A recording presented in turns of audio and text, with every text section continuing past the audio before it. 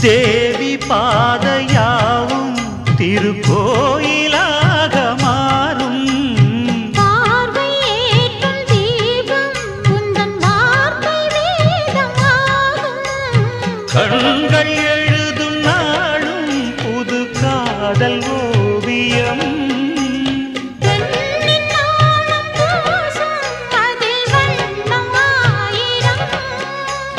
கொஞ்சும் மணிச்சந்தம் அது உந்தன் மொழியே. எந்தன் மனச்சிற்பம் எனக் கொண்டேன் முனையே. தவித்திடும் தனிமையில் குளித்திடும் மழையிலே